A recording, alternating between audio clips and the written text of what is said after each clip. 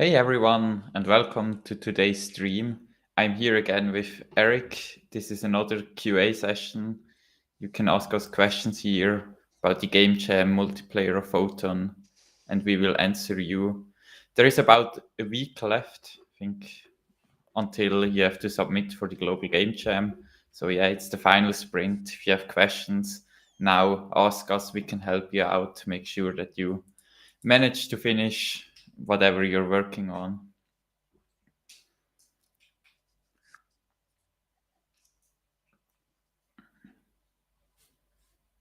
So yeah, if you have any questions, just post them into the chat. We're Hello, still everyone. waiting So for good people to afternoon connect. here from my time zone, by the way. So yeah, it's always a slow start with questions, right? So Luke, do you have any questions? I do have a question for you though. So Then we let's asked start there. Daniel, yeah, we asked Daniel last time how did he start with this whole thing, and I also mentioned a few things. So how did you start with game programming and all that, and especially multiplayer?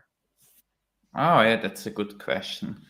For me, game programming was always more like a hobby. So I started in software development outside of games. And then when I got home, I would create my games. I learned Unity. And then I really got into multiplayer. And especially, I started helping other people with multiplayer. And that's how I got like my first small little jobs here and there. And then at some point, I decided I want to make this my main job just because it's more fun than like the boring kind of software that you see other guys, right?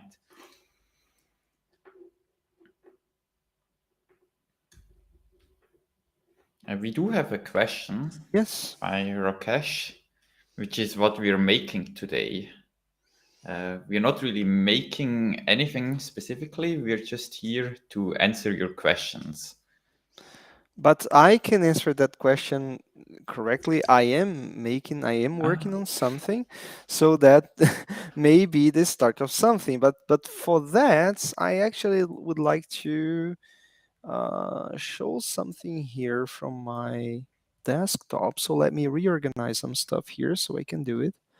oh, I know what you're So showing. That's gonna be yeah, cool. yeah. Okay, Yeah. so let me see how I do that here. So this.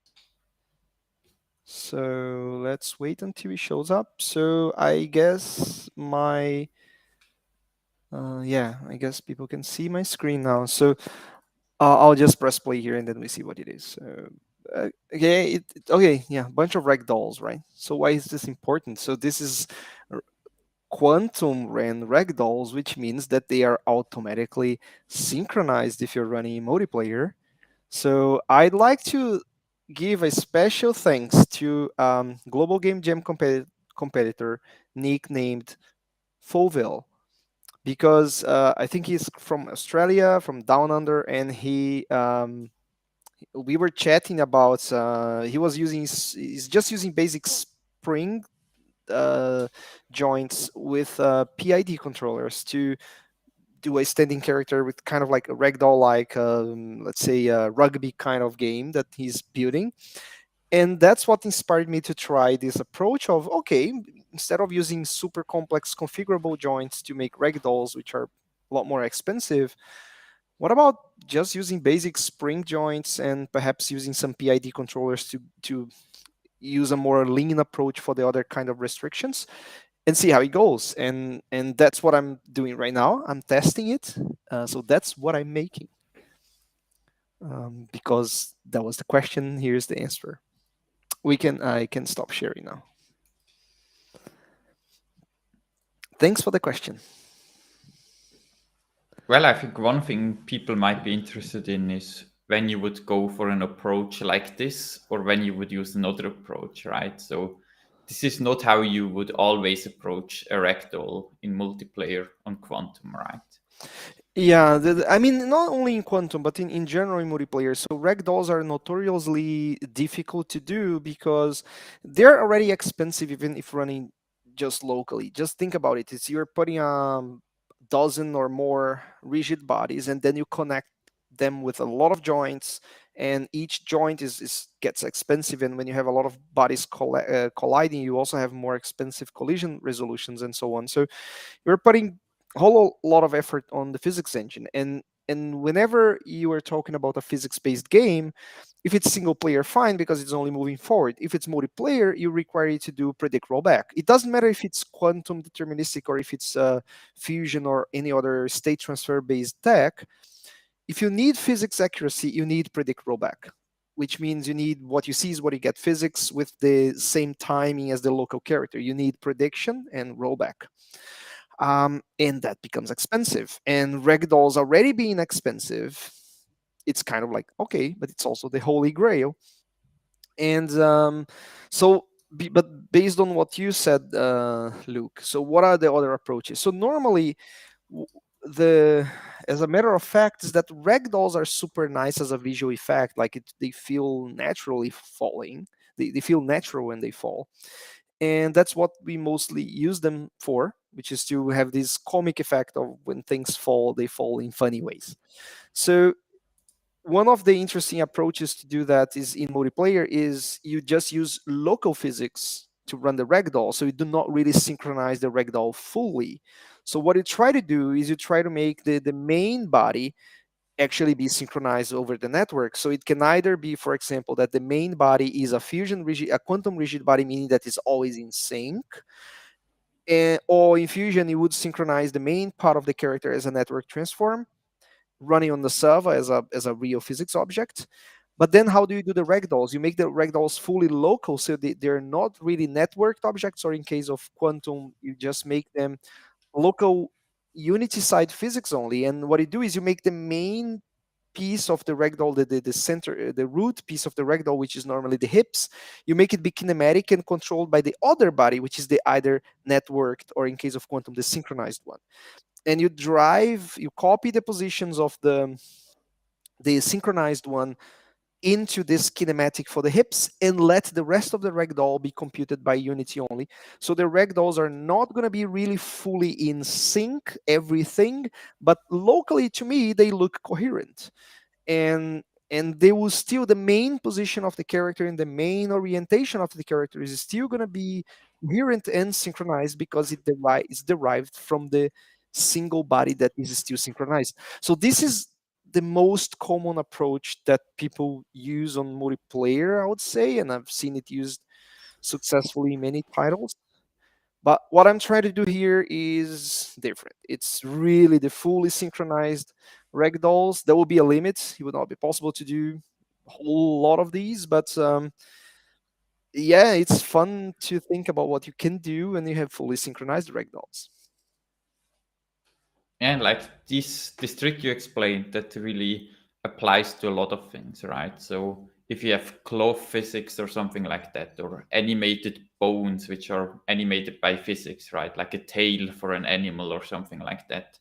That's really not part of the networked simulation. So you can just run that locally on the client, and it's the same as with fractals, right? So that really saves you a lot of performance. Yeah. Yes. And we're still waiting for a few questions. Yep.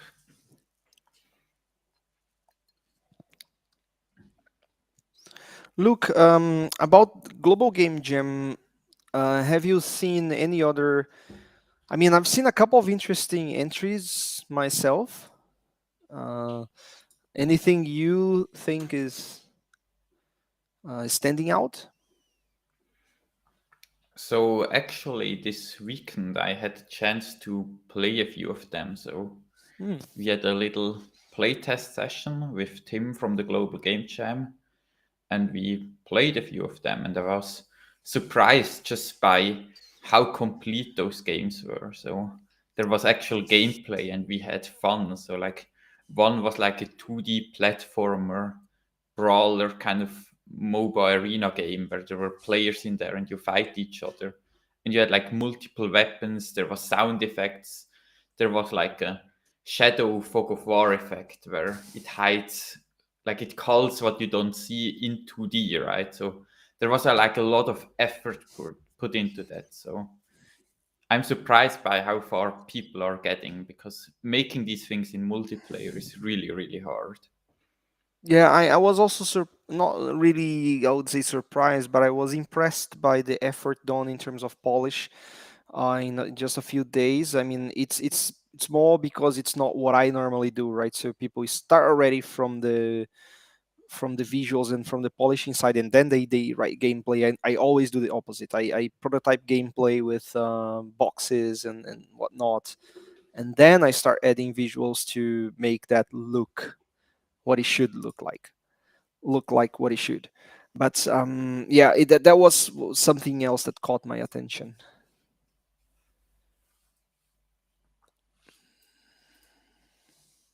I'm also checking here if we have questions over Discord.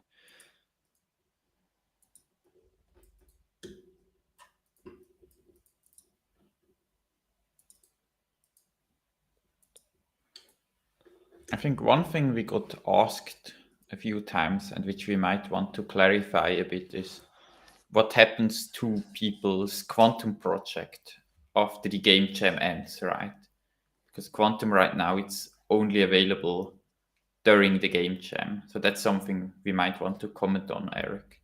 But did you check? Because I mean I can comment on technical aspects, and I'm also it's an interesting question, but I'm not sure we are qualified to answer unless you have asked somebody else. I can just give some basic ideas about what we want to do afterwards, which is we will eventually launch Quantum for free for everyone, but it's not clear to me um, what the guys have decided in terms of people who created the global game jam games, if we're gonna essentially just let them keep working, but of course access to new SDK releases is gonna be probably held until we fully release it for free.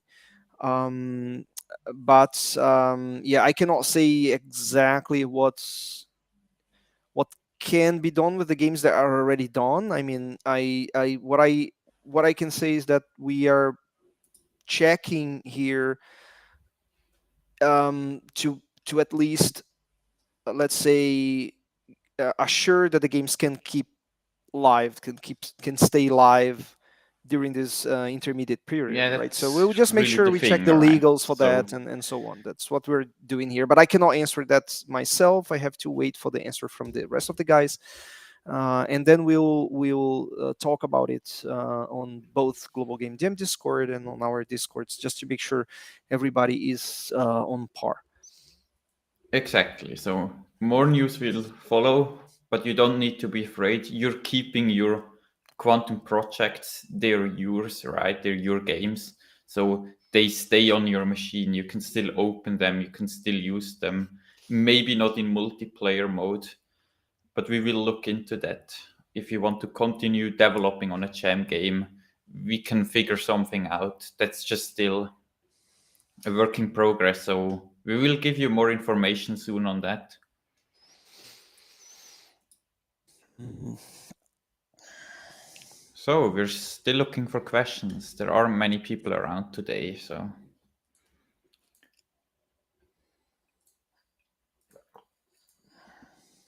maybe first day is a bad day for Q&A. Yeah.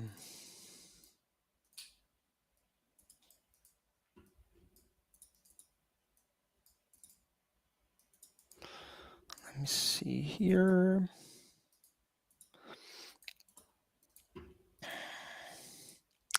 I can drop a few things here to so some people miss what we're working on, right? So I mentioned on the global game jam that we're working on something like a new quantum version. So and we got some interesting questions in that context, right? So some people asked us if we know about other deterministic engines out there or other things similar, and we said not really. That's not really another engine that's fully deterministic that is as complete as quantum, not nearly as close. There is none, but that doesn't mean we have to stop working on new things, right? So we never do that. So nothing is ever ready. We can always improve on what you have. So always looking forward. So we are working already on a, so guys who are using know that we have stable versions of Fusion, and Quantum 2.1 is stable.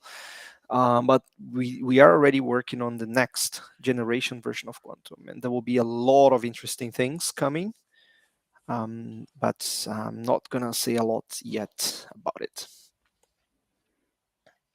And I One think one to reiterate a bit on your point, right? There isn't really anything like quantum out there, which does what quantum does, which is allow you to build these deterministic games with many people in them in a way where you still have like a game engine with an ECS built in. That's all unique to quantum.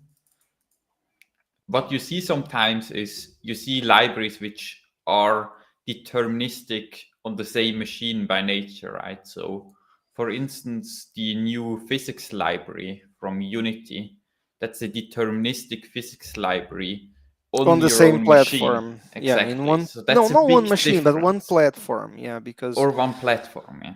you can make it cross platform between some platforms if you are very, very careful with the compiler and so on, I would say. But yeah, but that's another point. I mean, yeah, you have a physics, you have a deterministic physics engine, then what? You need everything to be deterministic. You need your whole game state to be fully deterministic on everything you do. So if you're doing, for example, navigation, you have to have deterministic navigation. If you're doing pseudo number generation, a random number generation, you have to have that deterministic. Everything has to be deterministic. Everything you do, if you are to use determinism. So a physics engine it's, yeah, it's important because it's cool to look at it when it works, but it's just a tiny portion of the whole thing, right? So it's a lot of work to get everything deterministic. So Right, and that's why we're calling quantum a deterministic game engine, right? It's not just a networking library. yeah, So there are other networking libraries around which have some involvement with determinism, right? Like GGPO, but GGPO is just an algorithm, like a networking stack for synchronizing inputs and getting the players up to speed with each other. It's not a it complete this is a good package. question because a lot of people ask, oh, quantum, why don't you just use GGPO, which is the same? It's not really, right? So GGPO, it's basically a very, very simple, very, very small library that has a tick counter for you to pull input on one machine and send to the other, and vice versa. And it tries to keep on the same tick on the two of them, or at least it advances with that. And it lets you use a kind of stable timer locally to go forward. And it has callbacks for you to say, oh, roll back to tick X because we now receive the input from the other player, and then you can forward again. So it does control that timing for you, but that's all. It doesn't have anything deterministic to it in itself. You have to write your own determinism for everything you're going to do with a GGPO based game. And it has a lot of limitations as well. It only works for 1v1. If you have three players, it already doesn't work. It cannot do anything. So it's only really for fighting games 1v1. And it's also, it doesn't have anything deterministic. You have to do everything yourself. And third, because it doesn't have a server, it has a very severe problem called rifting, which is they can get kind of like out of sync in time if it's a slightly longer game, and it gets really havoc in that one is going to be predicting a lot and it gets really crazy. Why? Because it doesn't have a server to control timing. It also means that if one player is bad network sending inputs without a stable stream, it plays havoc with the quality of that's perceived by the other player. And this is the kind of stuff that quantum just kind of problems that quantum does not have, because it's server based, always has a stream, stable stream of inputs. One bad client can never affect the quality of the others, and so on. So it's Yeah, it's and a there are just totally different thing. like there are so many aspects to making all of this work, right? Like for instance, another feature with Quantum is you can actually late join to a session, right? That's something that just works out of the box, and that's not given with a deterministic game, right? Because if you have something like GGPO or like just general deterministic input sync, and you just sync the inputs, you need a way to have someone join You while need the a way session is to live. transfer the state to start from. It's a common misconception. Some people even think that quantum is, oh, if you late join you have to replay the game from the beginning and fast forward to the current moment, which is not the case. This is one of the beauties of how it works, because you define the game state to be stored as entities and components in our ECS. We actually have control of the whole game state ourselves, as the engine, and we can serialize and compress that really well. And that's what we do when somebody late joins. We can transfer the latest snapshot existent, and that person starts from that point, and then from there on it's input based only. But it both late joins and reconnects are a given. It just works. And developer doesn't really have to do anything. It just, you can just join a game late, and it, as long as you follow the basic the basic rules and the tutorials, and you do everything like mentioned there, the game is just going to work on a late join with the deterministic engine, which is something that people say, oh, this is super complicated. Not necessarily. Hey, Steak, thanks for joining. Hello. If you have questions, feel free to ask. We have a lot of time here, not too much going on today, guys. So if you have a question for us to discuss, go ahead.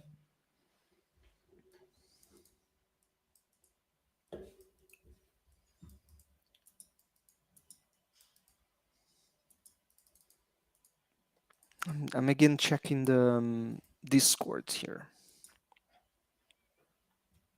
Okay.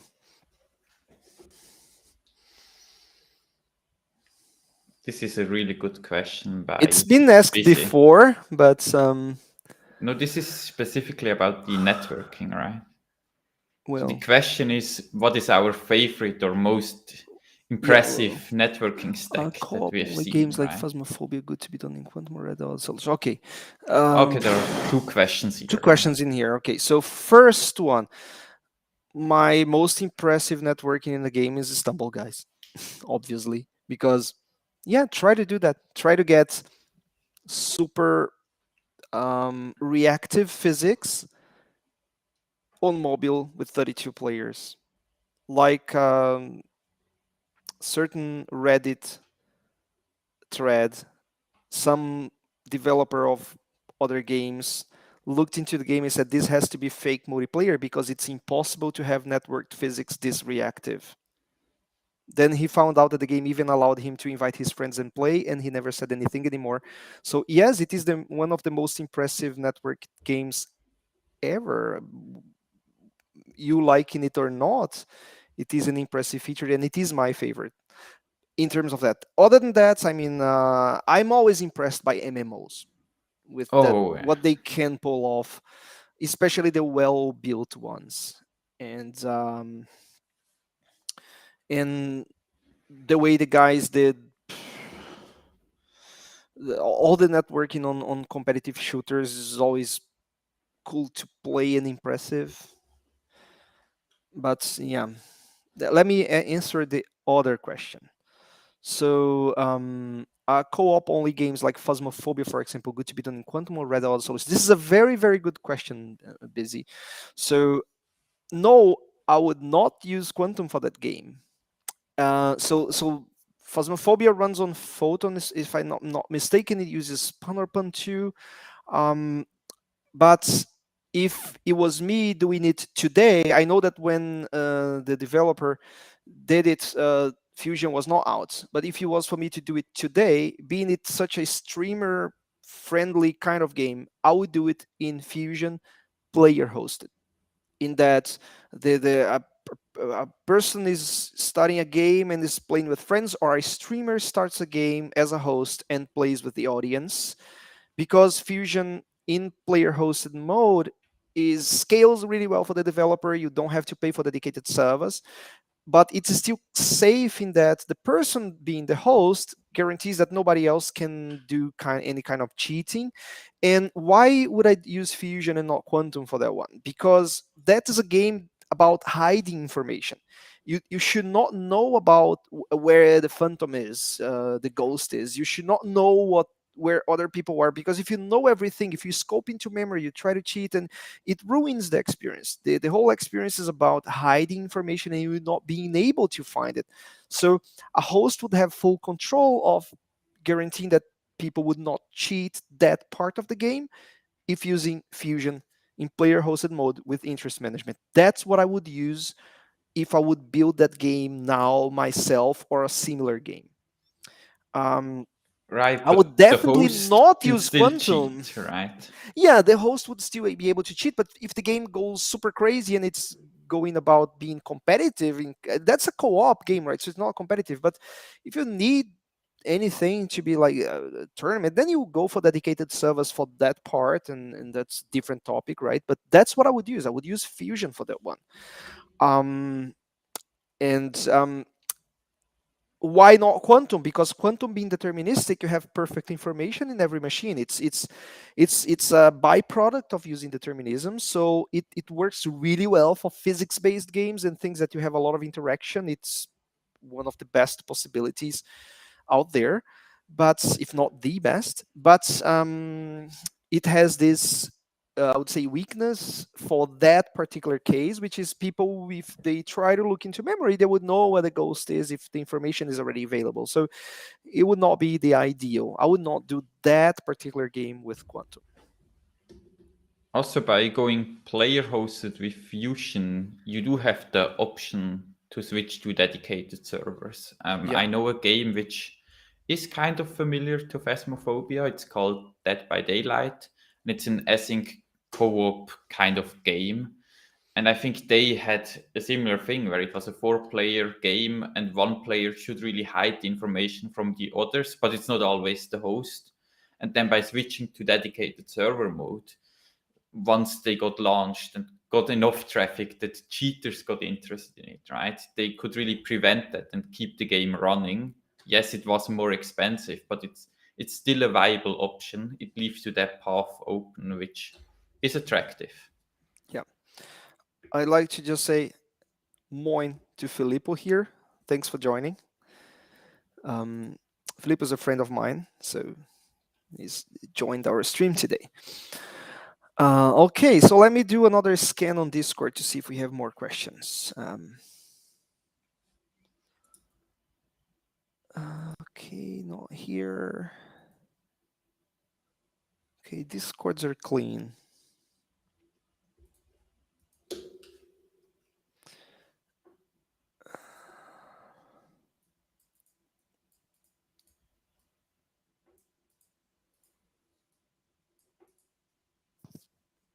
Anything else you would like to talk about, Filippo? I think one thing we could mention here that I'm not sure if it was mentioned before, so let's just register here on the video. So it's already official that I will be presenting at Unite 2022 together with Multiplay, and I'm going to talk about Fusion Battle Royale 200 together with the guys from Multiplay. I'll be talking about the developments and the important features of the sample, while the guys from Multiplay are going to be talking about hosting and matchmaking. So make sure you guys register for Unite. It's going to be a online event, and there will be this talk from us, and I think it will be available online later as well. So just to make sure you guys are aware of it. Yeah, I just posted the link for the Unite sign up in the chat. So register there, and then you can see us there and watch Erick's talk. Also, there are physical Unite sites this time, actually. So I'm curious about the physical locations, right? Are they organized by Meetup? groups or are they No, official? no, they are official by Unity this time. So Unite is coming back in a smaller scale in a physical way. So it's not one big one, but there are multiple small locations. So I'm, for instance, based in Brighton, and I know the guy here, like the guys here in the office, they're hosting a Unite. So people are able to join. If you have one nearby, it's a unique experience, right? I think, Eric, you have been to a few of them.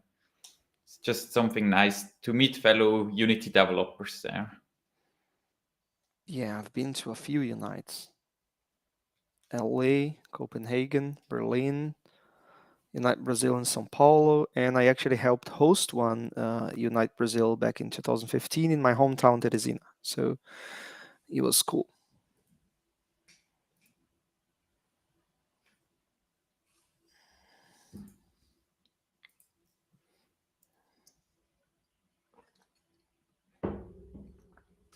I think in regards to co-op FPS games, we have some stuff there coming up. Is that something we can talk about, Eric?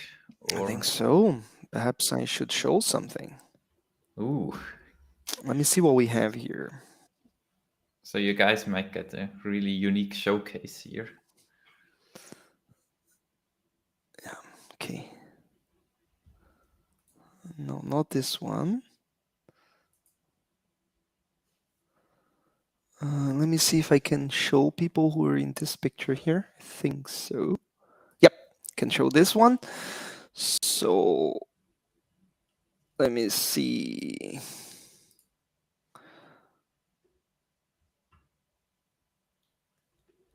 Okay, so just give me a second here. I need to share screen again.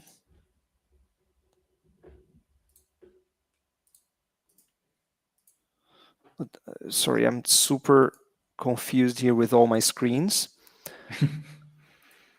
Okay. So this is just a still image. I'll try to find a video here as well. But this is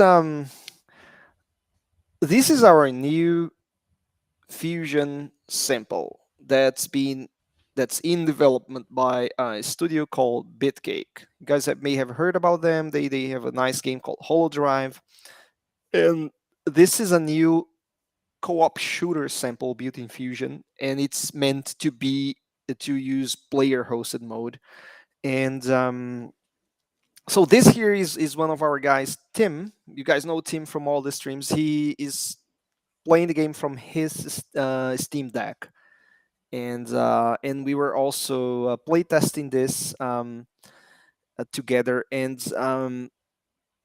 this plays amazing, and it looks really amazing as well. So it's a co-op loot, I think, loot shooter kind of roguelike kind of game. I'm not going to talk a lot about it. Perhaps I should not even try to show a video. Let's save that for later.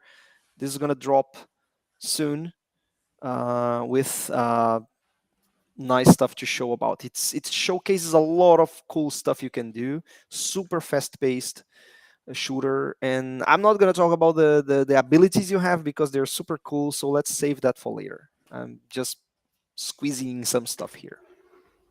Yeah, it's really an amazing sample. Like I've played it myself. It's so fun to play. I'm not much of an FPS player, so it's hard to get into, but the guys who play a lot of FPS, they were like totally sold on this. And it really shows you what you can do with Fusion without the dedicated server, right? So this is player hosted, I think. And it It is, just yeah. gives you the same kind of gameplay experience, right? But it's much, much cheaper, easier to set up and run.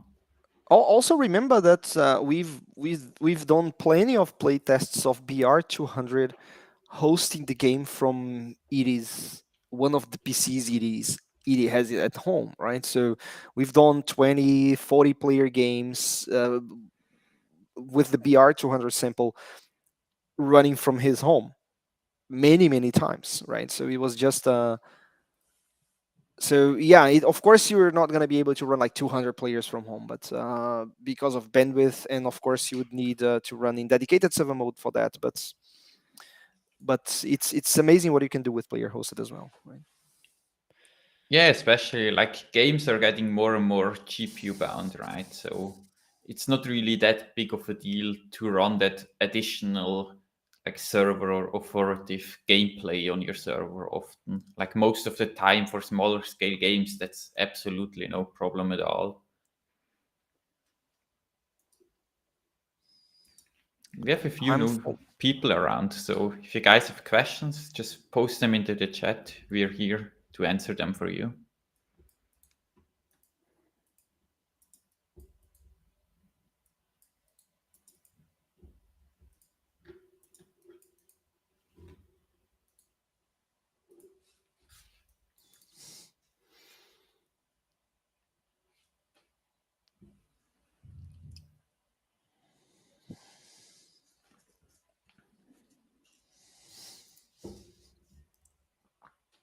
sorry, I'm answering a question here on Discord.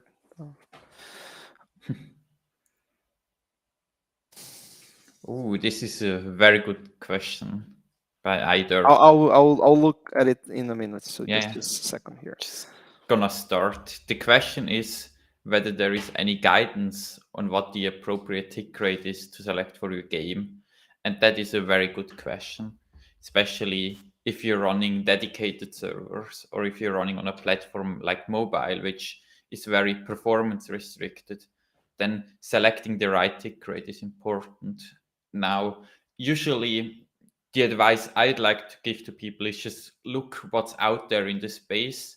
So what kind of game you're creating and see what kind of tick rates they are using, right? So for instance, if you look at MOBA games like League of Legends or Dota, they both run at 30, I think. Correct me if I'm Where wrong. is that question? Oh, okay. It's in the chat. And then you have like shooter games, right? They usually run at 60 or even Yeah, 128, this is unless an they're battle excellent. royale, right? So This is an excellent question. I mean, it's you have so many considerations about this, right? So you have to think about costs of running that you mentioned most of it, right? So I'll just go over it again because I'm sorry I was answering the other question. So my take on this is I have a few rules of thumb, right? So when running mobile games, you should use something like 30 hertz, no matter what you're doing.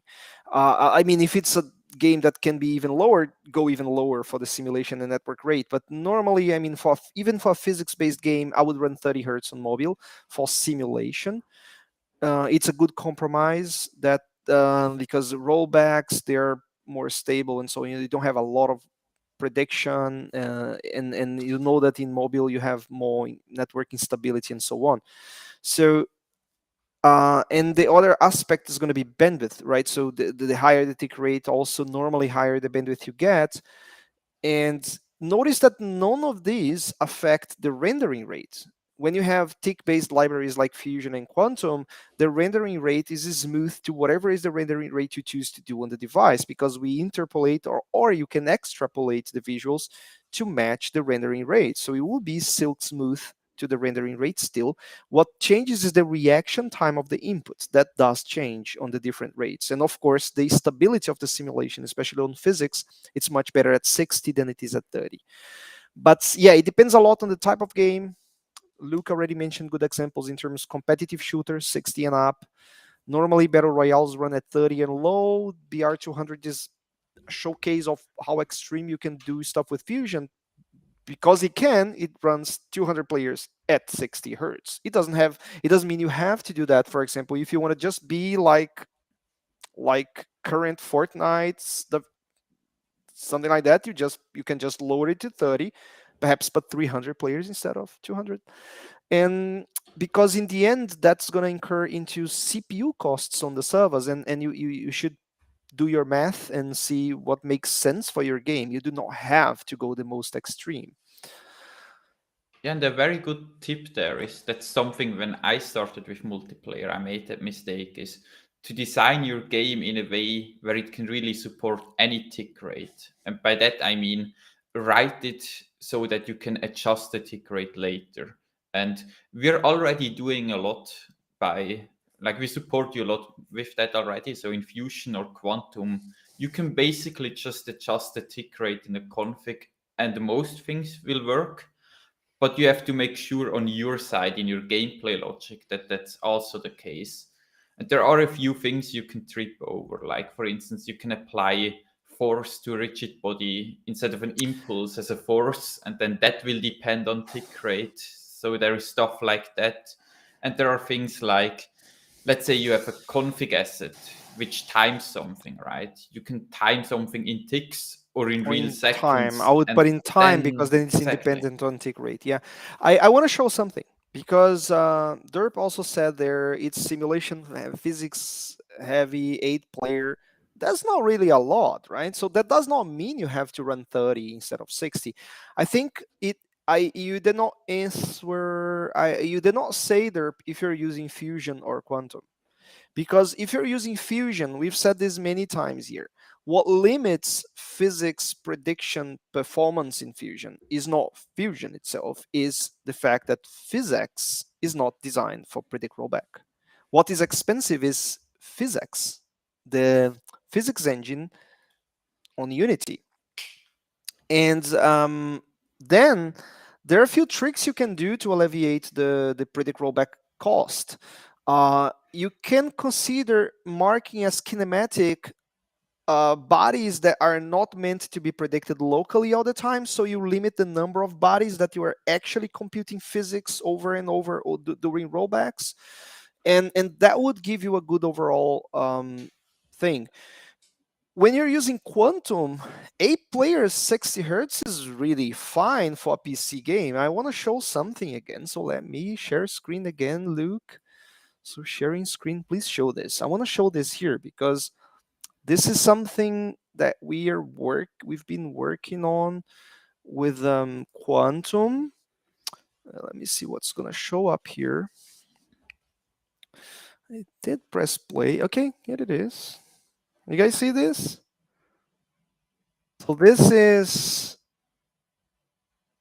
full 60 hertz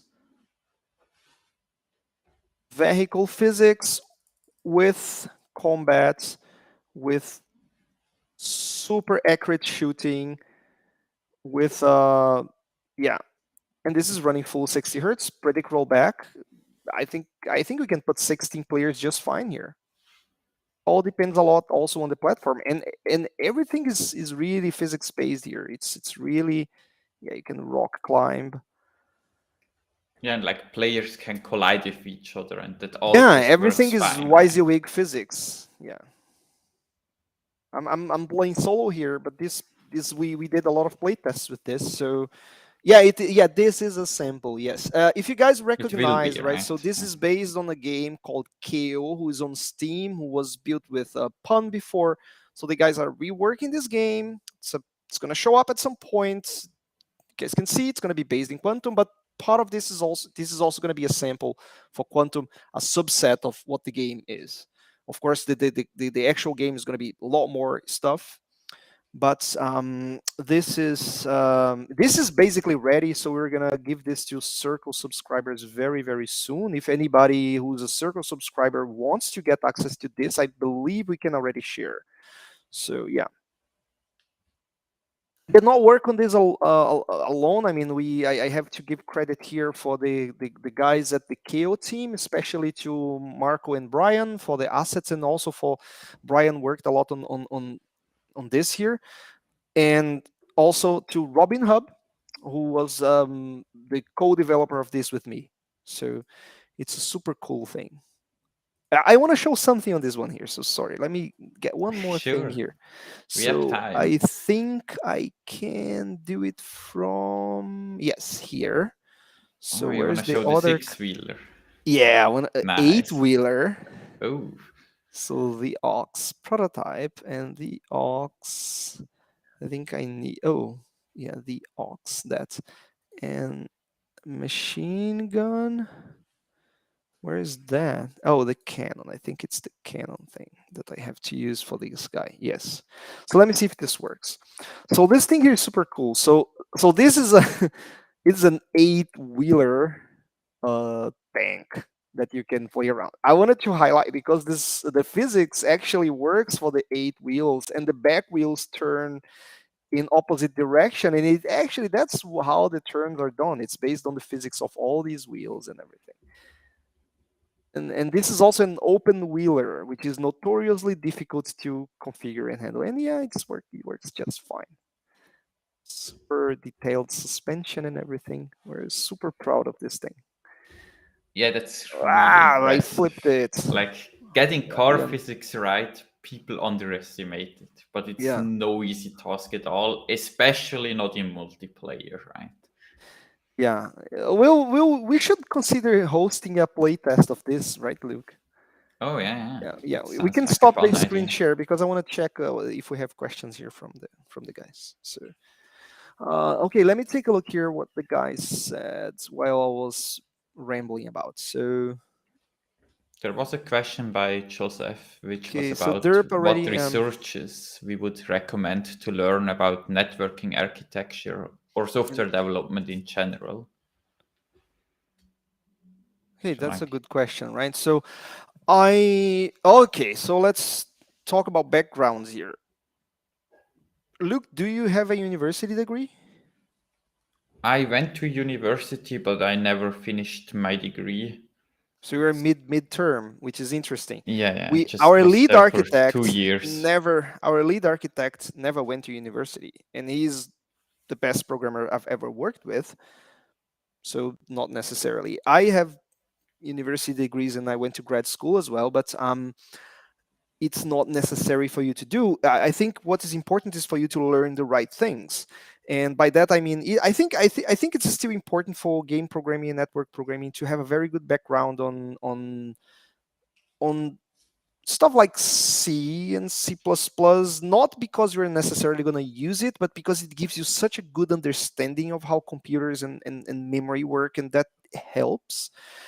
It's kind of contradictory while we are trying to protect you from having to know all that when we give you some things like quantum and fusion, but it still helps. And when it comes to people to really program the networking libraries like we do, this kind of knowledge is important. Where do you learn this from?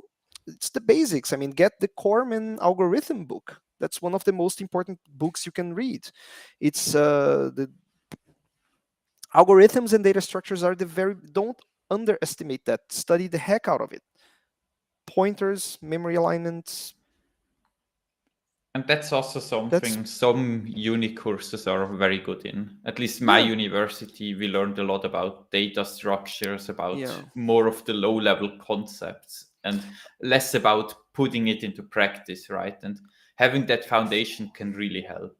The math as well, which is algebra, calculus. These are always useful. Even if you're not going to directly use the formulas you learn or the equations you learn, differential equations, etc. It's about the way you think. When you grind that kind of knowledge, your head starts to work differently, and that helps you to solve the complex problems that arise when you're trying to do game engines, network libraries, or even solving complex problems on your game itself. That's my advice. Doesn't have to be university. You have a plenty of very good Coursera courses on, or all these other online stuff about like calculus, algebra, programming. Just and at the same time, yeah, have fun trying to build stuff with Unity, Unreal, whatever you want. Hmm.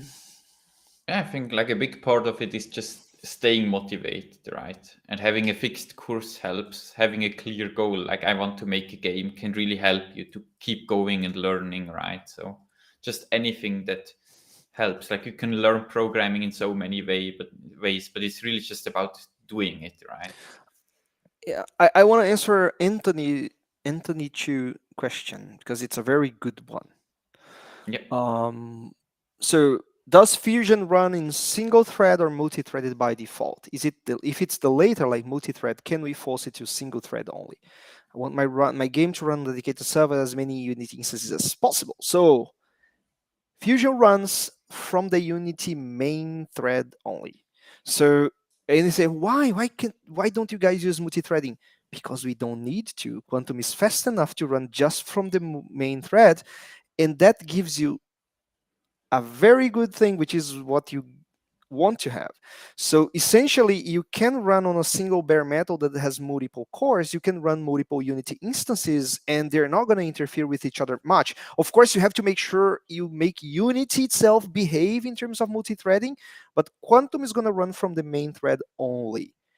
Oh, sorry, Fusion is going to run from Fusion. the main thread only. Not only that, Anthony, you can even run from one Unity instance multiple instances of the server using multiple runners in multi-peer mode. So if your game is lightweight enough and you have a nice CPU, perhaps you can run 2 instances of Fusion per Unity process, and you run 4 Unity processes totaling 8 logical server instances in one machine, maximizing the usage of the bare metals or whatever that you get. This was by design, right? So it was meant to be like that, exactly for the use case you're thinking about.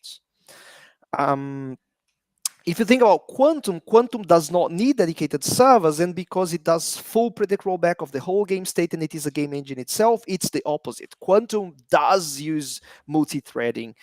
It can also, even if configured to use multi-threading, you can in one platform, for example, run single-threaded. But it is designed to use multi-threading because it can squeeze the most out of the hardware. For example, if you're running on a mobile phone, you use 2 threads to make sure you use the fast cores on these modern mobile devices, and you really get the best out of the buck on the simulation running on these devices. But for example, when you run Quantum simulation on the server, it always falls back to run one thread only, because on the server it scales by having multiple instances of the simulation for multiple rooms on the same machine. So it's important that they don't interfere with each other and they do not interfere with the other threads of the server process itself. So it always runs in single thread on the server, even if on the clients the game is running multi-threaded. But that's Quantum. Fusion is always single threaded. No, derp, it's designed not to use, because essentially, again, you are struggling not with Fusion but with PhysX, and the question is, can PhysX use multi-threading? No, it's single-threaded. I mean, at least on Unity, single-threaded. If you could, if you can you adapt a different physics engine that you can actually use multi-threading? Yes, probably. And would it work in multi-threading? Yes, as long as you're not trying to run multiple runners from the same machine, you would be fine. You could do it. But yeah, it's not really Fusion in there. It's about physics, and you will not benefit from using multi-threading.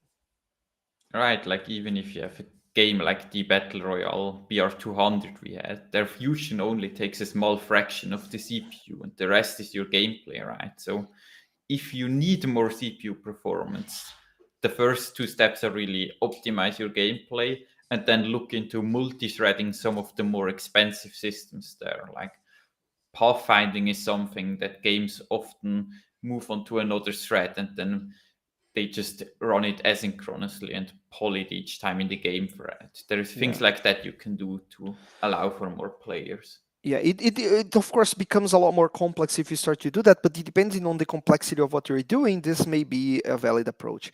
I'd like to add a comment here, so because of what Derp said in the end. So PhysX is not bad. PhysX is a great physics engine. It's just that it is designed to be a forward-only engine. It is not. They never meant it to be a predict rollback physics, because there are some restrictions that you get when you design for predict rollback, which is so. PhysX is a great physics engine. It's just meant to be run forward only. It can it do predict rollback? Yes, to a limited extent it can, but it's not designed for this. So the way the data structures for broad phase are organized, they do not play nice if you reset back the rigid bodies, because that makes them have to be reconstructed too much. And yeah, but it's not a bad engine. It's great. And there, it's like the limitation is really not on fusion. It's PhysX specifically, which is really bad at this, right? So if you Only at predict if you rollback, were yeah. to use another physics engine, you could get similar performance to Quantum, right? So, yes, yeah, and this is one of the things we're considering, is to either port the quantum physics engine to floats and use it, especially the new version that we're working on. So let's see what's going to be the best option. The other one is to consider integrating the Unity physics that was designed for dots.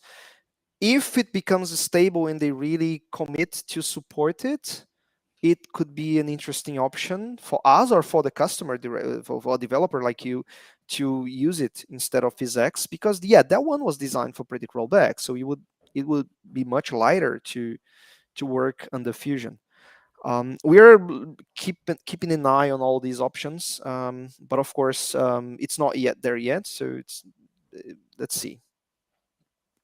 Yeah, but technically you can also integrate the physics engine yourself into Fusion. So that's a possibility if you really need it. You can build your own physics engine. Yay! Yeah. Like we're Yeah. also just only using the Unity API of physics, right? So there Yes, is we're not no using. real Yeah, magic there. we're not using PhysX raw stuff under the hood or a different version of PhysX. We're just using it from Unity, from the exposed API Unity gives. Because one of the goals of Fusion was to make sure it integrates well with Unity and it uses just the stuff that Unity offers. So anybody who's a Unity developer would not. It would not be too difficult to get into Fusion. Yeah, you can just drag and drop most of the stuff and even use assets running on the server, like libraries that do some AI stuff. The idea is that you would be able to use most of these things. So we try. It's a philosophy. It's a design approach that we had. That Fusion is to be very integrated with Unity stuff.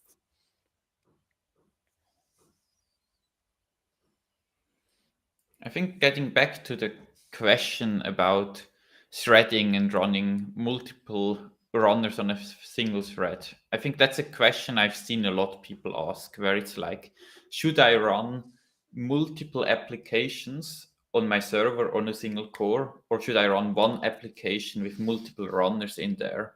Do you have any advice for people around that, Eric? I'm sorry. Can you ask again? I was reading the question from Joseph. So the question was, what would you give people, like what advice would you give to people for deciding whether to run multiple applications on a server, each Mm. having one game, or running a single applications with multi-peer peer mode and multiple servers? Like both are valid approaches. Which one should they take? How should they decide between the two? I was talking to the guys from Multiplay one of these days about this, and they said that they for example, they what they do for that is that they when they have a customer who has something like Fusion that can do that, what they do is they test. But the rule of thumb is basically the following.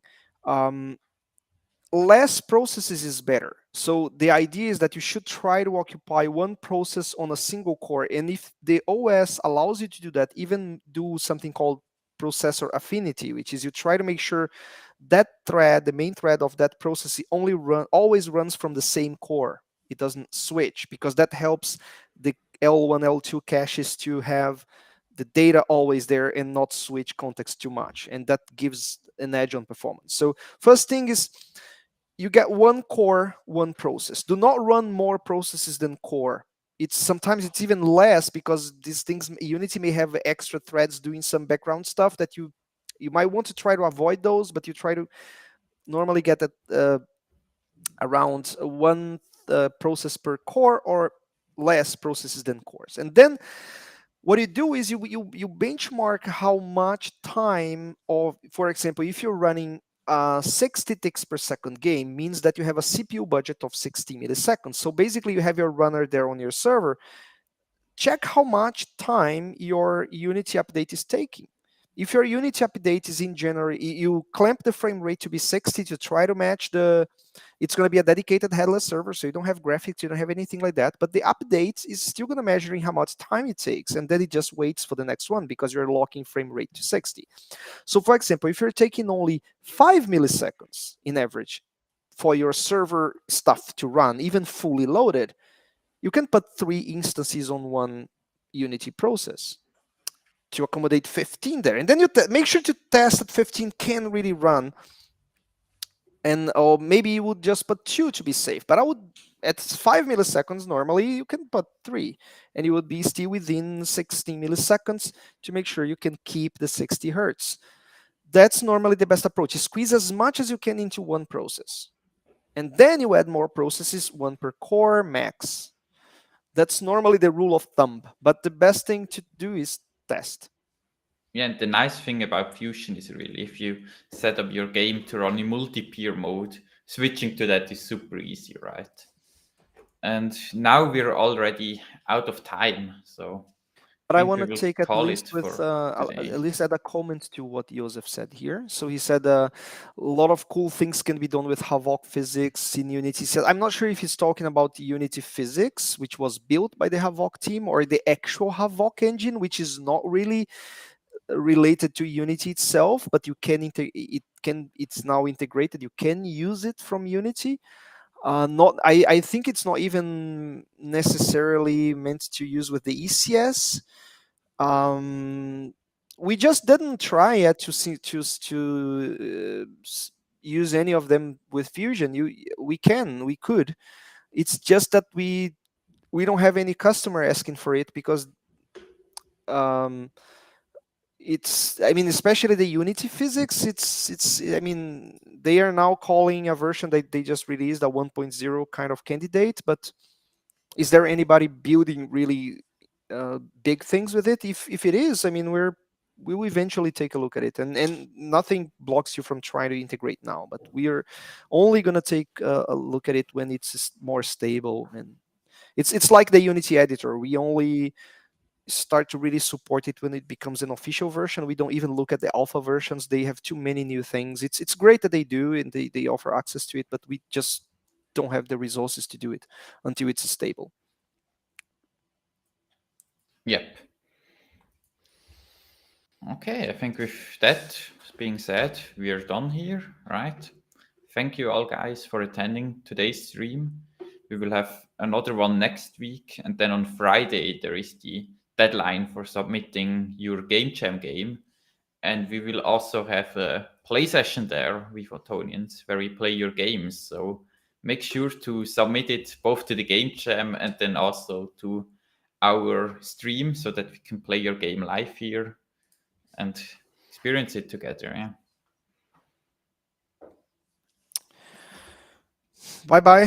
Thanks a lot for joining Bye. us.